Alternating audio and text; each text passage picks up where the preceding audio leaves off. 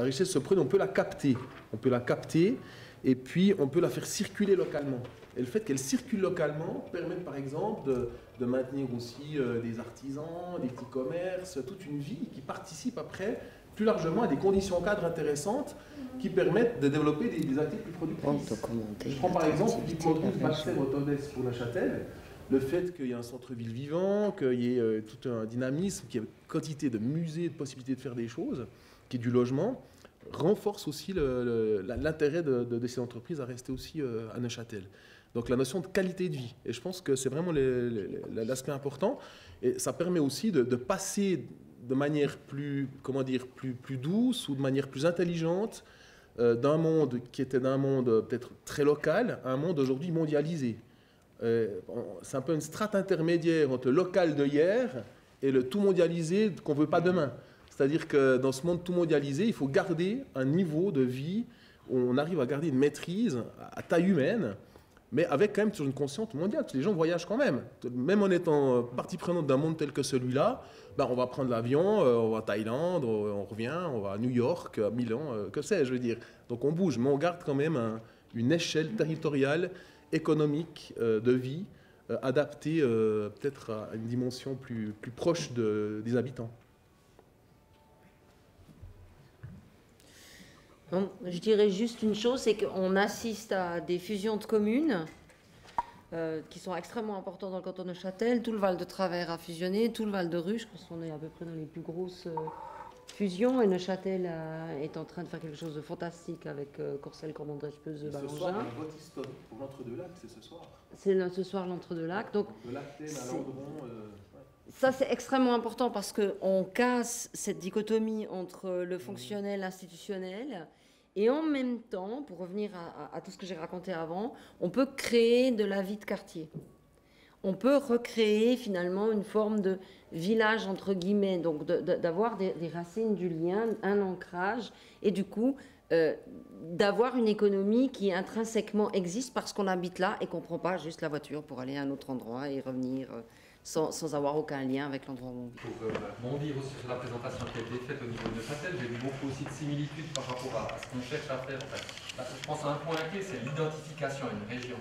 Ça a été dit aussi ce matin par M. Dumoulin, de dire voilà, j'achète, en fait, je vis dans ma région, je crée du sens finalement. Et puis j'ai trouvé, ça a été montré de manière assez forte.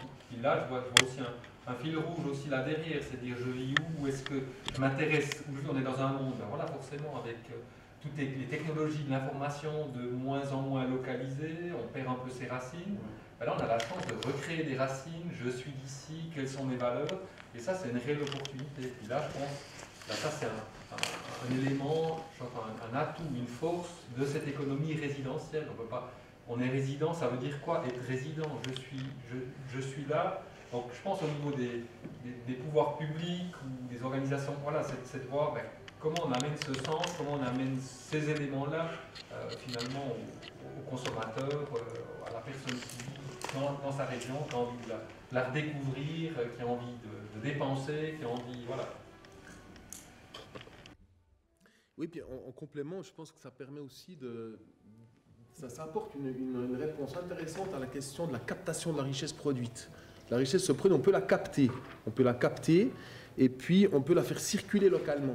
Et le fait qu'elle circule localement permet par exemple de maintenir aussi des artisans, des petits commerces, toute une vie qui participe après plus largement à des conditions cadres intéressantes qui permettent de développer des activités plus productives. Je prends par exemple le Diplodocus Baxter-Otodes pour Neuchâtel. Le fait qu'il y ait un centre-ville vivant, qu'il y ait tout un dynamisme, qu'il y ait une quantité de musées, de possibilités de faire des choses, qu'il y ait du logement, renforce aussi l'intérêt de ces entreprises à rester aussi à Neuchâtel. Donc la notion de qualité de vie. Et je pense que c'est vraiment l'aspect important. Et ça permet aussi de passer de manière plus, comment dire, plus douce ou de manière plus intelligente d'un monde qui était d'un monde peut-être très local à un monde aujourd'hui mondialisé. C'est un peu une strate intermédiaire entre le local de hier et le tout mondialisé qu'on ne veut pas demain.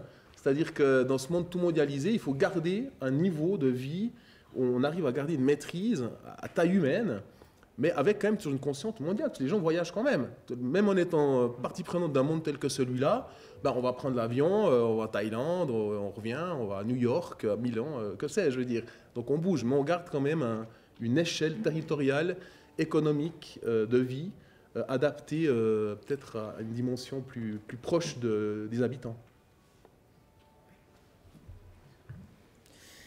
Donc, je dirais juste une chose, c'est qu'on assiste à des fusions de communes qui sont extrêmement importantes dans le canton de Neuchâtel. Tout le Val de Travers a fusionné, tout le Val de Rue, je pense qu'on est à peu près dans les plus grosses fusions. Et Neuchâtel est en train de faire quelque chose de fantastique avec Corcelles, Cormandrèche, Peseux, Ballangin. Ce soir, un vote historique pour l'Entre-deux-Lacs, c'est ce soir.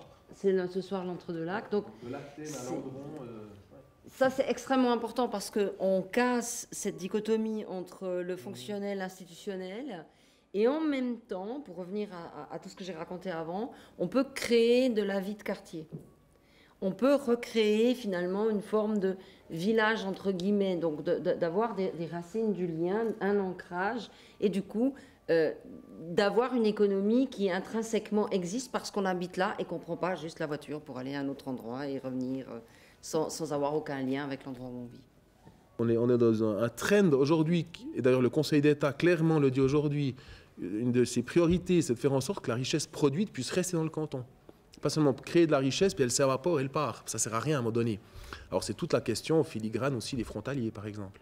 Si chaque fois qu'on crée une place de parc, elle est à 3/4 occupée par un frontalier, à un moment donné, on se demande si vraiment ça vaut la peine de créer cette place de parc, cette place de travail.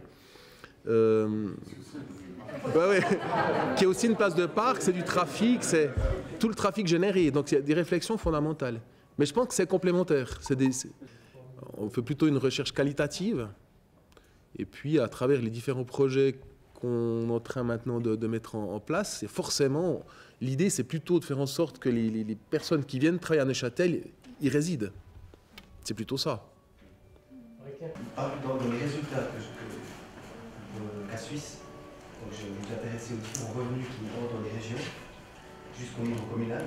Et ce qui m'avait interpellé, c'était le fait que Neuchâtel, donc dans son aspect communal, et même si on prend la région littorale, ressortait comme un centre urbain, alors qu'une région comme le Loc-la-Chaux-de-Fonds était un centre industriel, et même au niveau communal. Donc ce qui m'interpelle là-dedans, c'est le fait que la Chaux-de-Fonds est une ville aussi, il y a le bâti, il y a les activités.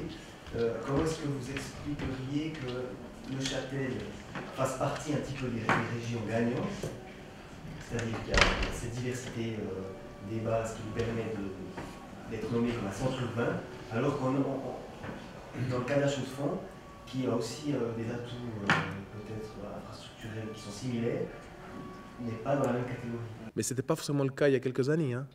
Je veux dire, vous prenez les années 2000, 2001, 2002, c'était pas forcément... C'est-à-dire que d'une situation positive, on peut vite tomber dans un déclin, et d'une situation négative, on la retourner pour en faire quelque chose de positif. Ça, je pense qu'aujourd'hui, la gouvernance et la politique doivent vraiment intégrer des aspects systémiques, des équilibres qui ne sont jamais figés.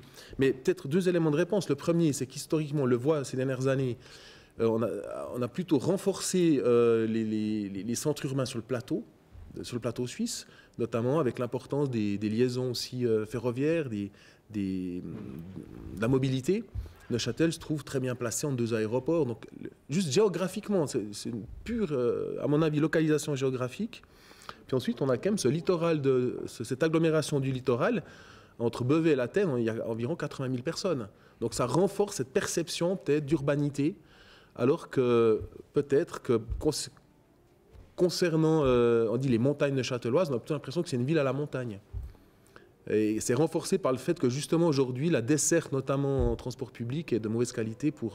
Donc ces deux villes importantes, du Loc et de la Chaux-de-Fonds, ne sont pas reliées de manière suffisamment bonne par rapport à leur statut à une agglomération urbaine. Donc du coup, ça ne fait que renforcer une fin de semblant de décalage qu'il y aurait par rapport à l'urbanité qu'elles ont intrinsèquement.